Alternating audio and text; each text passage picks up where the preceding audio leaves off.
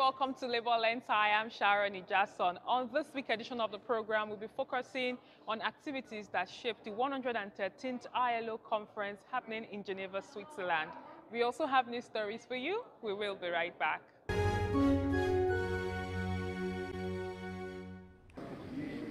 The conference featured several committee meetings among delegates focused on advancing decent work for all. The adoption of these pioneering international labor standards call on member states to develop national policies and implement measures for occupational safety and health. These policies must include prevention and protection against biological hazards, as well as the development of preparedness and response measures for accidents and emergencies. Employers are required to implement preventive and protective measures in collaboration with workers, who must also be informed and trained about the associated hazards and risk. I have heard a broad consensus that social dialogue and democratic institutions are essential to foster the social cohesion, to build the trust, and to support both sustainable enterprises and a human-centered societies. These new international labor standards strengthen our occupational safety and health corpus on emergency preparedness and risk management of biological hazards in the working environment. The employers are pleased that the CAS successfully concluded its work this year. Once again, the CAS demonstrated its ability to conduct a results-oriented tripartite dialogue and adopt conclusions in the cases discussed. I would like to reiterate a few points. Under the general discussion of the Committee of Experts' general report, the employers had highlighted the following points. First, the employers support streamlining reporting under Article 22 of the ILO Constitution. We believe this process has the potential to ease the reporting burden on ratifying states and improve overall efficiency. We note that streamlining reporting can only be effective and efficient if governments have sufficient capacity for reporting.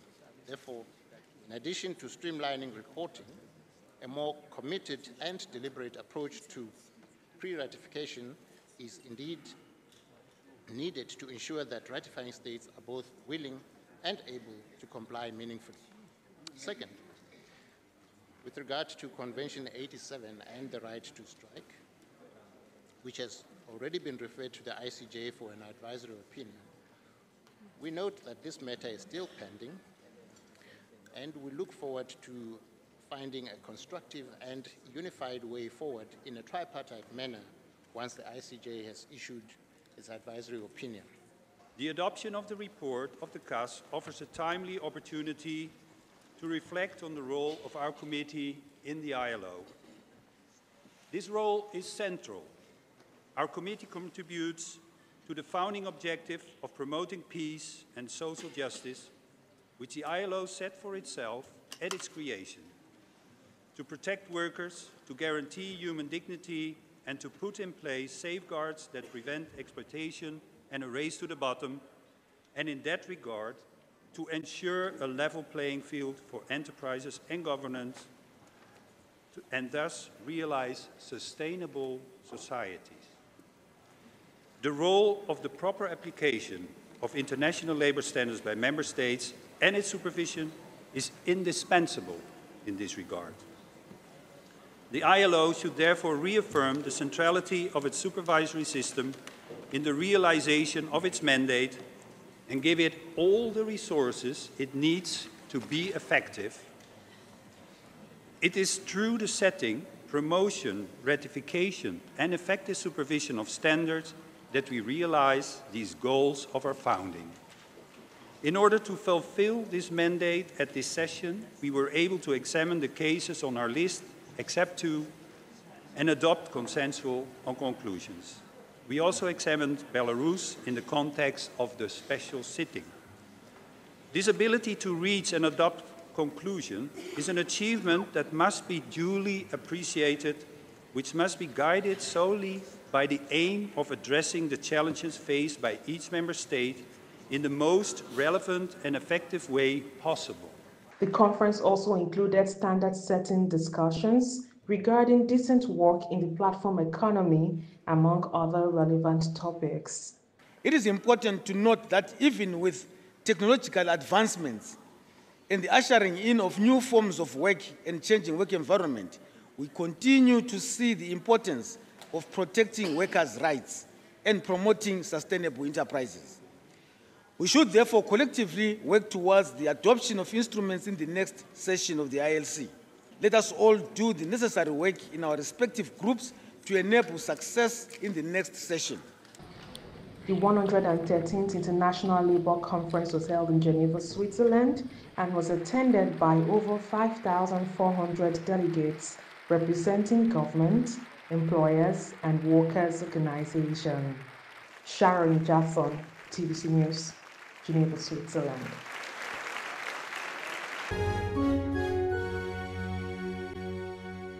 Let me commend TVC for providing this platform to workers, Nigerian workers and leaders of labor movements to air or share their experiences. As you are aware, the ILC is a platform that is common for all workers around the world. And naturally, when we meet, discussions are to share experiences, report cases, and case studies as it affects different countries, different continents.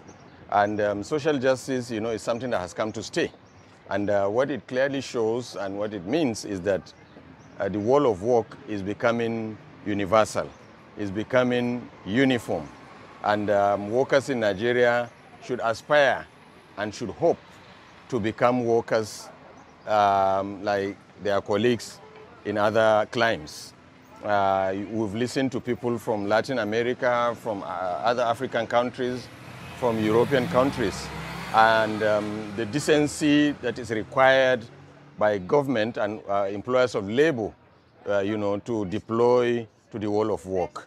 And Nigerian workers, are among the most oppressed ones because of the social injustice, because of the poor infrastructure that is available for them, because of the lack of quick response, to their needs, especially when it affects probably accidents at the places of work, and other exigencies. So we are leaving this place better informed, we are leaving this place better educated, and relationships have been established, networks have been provided, and Nigerian union leaders have been able to reach out and air their opinions, and also we've been advised on how to improve what we have on ground. The challenge is all over the world. Social protection is something that is very important, especially for the developing nations. You talk about health protection, unemployment protection, you look at even life insurance and all that. What is expected of the government, who's the employer, and even the workers, is to work hand in hand to be able to provide this social protection. We were here sometimes like this last year, and we are back to Geneva again this year. And the position remains steadfast on the take on this year's theme of the ILO. You could even attest to it by the contribution that was made at the floor, and even the position that was postulated by our Honorable Minister for Labour and Productivity. And I want to specifically say that Nigeria too is in line with the take by the ILO conference of this year. And we are believing that we are going to work in accordance with what has been resolved in this year's conference. Social justice is very important, particularly to workers in our country.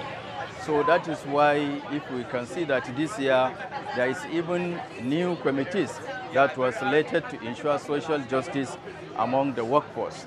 And a lot of us served in different capacity in these committees, which includes the Committee on Biological Hazards, Committee on Application of Standards, Committee on Transition Towards Formality, and so on.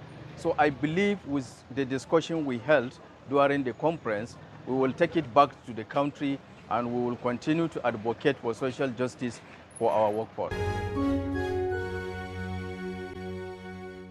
On the Profile Interview segment this week, I'll be speaking with an expert from the International Labour Organization on just transition. It tells me it's expedient for developing nations to have a framework and policies that would guide the just transition to ensure that job cuts do not affect workers. It is good to have you on the program. Thank you for having me. A lot has been happening in the world of work, and you just finished a conversation where we have people from different nations discuss about just transition. Can you tell us why is it important for us to discuss just transition at this point in time? Well, thank you. Here in the International Labour Conference, we had today the annual forum of the Global Coalition for Social Justice. And one of the important conversations was a conversation on just transition. So this is a very important discussion because as countries take action to address climate and environmental change, we will see two things happen in the labor markets. One is opening up a massive opportunity for creating more and possibly better jobs. In the ILO, we estimated that a low carbon and circular economy can generate up to 100 million jobs by 2030. But at the same time, there is going to be unavoidable damage. Some workers will lose income, jobs, some enterprises lose business assets. So we estimate that about 80 million jobs can be at risk if there is not reskilling, upskilling. So the debate about just transition is how do we maximize the socioeconomic opportunities and benefits of jobs, income growth, and minimize the risk of social and economic disruption, loss of jobs and income.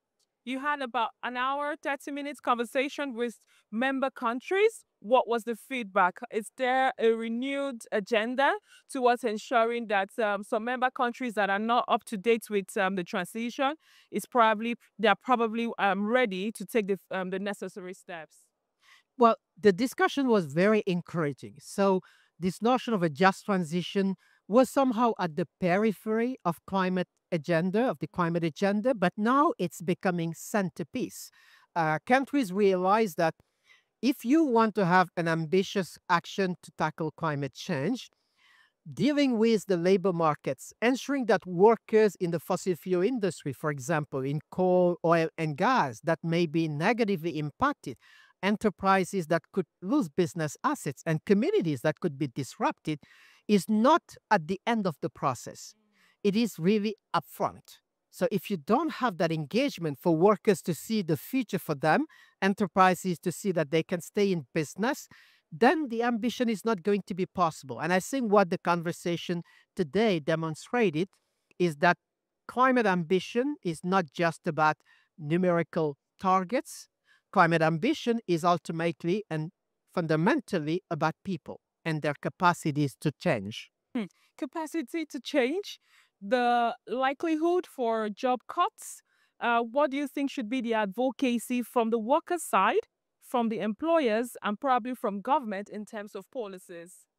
The policies are going to be very important, and the conversation today went on two sides. First, in the climate space, where countries are now designing the nationally determined contributions on climate change, it's important to build in them decent work and just transition objectives as very clear objectives. Then second, in terms of employment policies, countries should be able also to identify the opportunities and challenges that climate action could have on jobs. And these can be unintended consequences as well. So there is a massive opportunity, like I said, for 100 million jobs, but this is not going to happen by default. There needs to be reskilling of workers to move from fossil fuels to renewable energy jobs, but also for young women and girls to get the skills to have to capture the jobs in the emerging economy. There needs to be social protection. Those losing income need to be supported in this process. And this is important because if you look at the 20 countries most vulnerable to climate change today, only about 9% of their population has access to any social security. So we need to do more on social protection. Then finally, financing a just transition. You need to have funding for skills programs, social protection, and making sure that this is done through social dialogue. Governments have to be sitting together with actors in the real economy, and these are workers, employers, and that collective engagement is what society needs to make things possible. Talking about global coalition for social justice, the issue of not the issue now, the conversation on just transition is out of was brought out of the coalition for social justice. Um, how far would you say Africa has fared in terms of ensuring that the workspace is just and fair? Well, I think Africa is really at the forefront of this agenda because most countries are highly vulnerable to climate change. But there is also in Africa many important oil and gas producers. We heard today the story about Nigeria, how the country is in a gradual and orderly manner planning its phasing out from fossil fuels and getting into more clean energy, diversifying the energy systems, but ensuring that this leads to business and prosperity and job and income growth at the same time. You see in Africa countries that are becoming new oil and gas producers. While the global agenda is decarbonizing, Mauritania, Senegal, other countries are just becoming oil and gas producers. Now, these countries will certainly want to benefit from that opportunity, but at the same time, they want to avoid a lock-in effect in the fossil fuel sector. So how do you design policies to benefit from resources, revenues from oil and gas, at the same time invest in the diversification and transformation of economies over time? And we see that very, very much in a number of countries, from Egypt to Morocco, Namibia, very active on the hydrogen economy. So I would say Africa is really at the forefront of this agenda with governments, but also business organizations like NBI in South Africa and the trade unions. We just saw Somalia Federation of Trade Union today signing this call to action. So there's really a very positive agenda for the African region.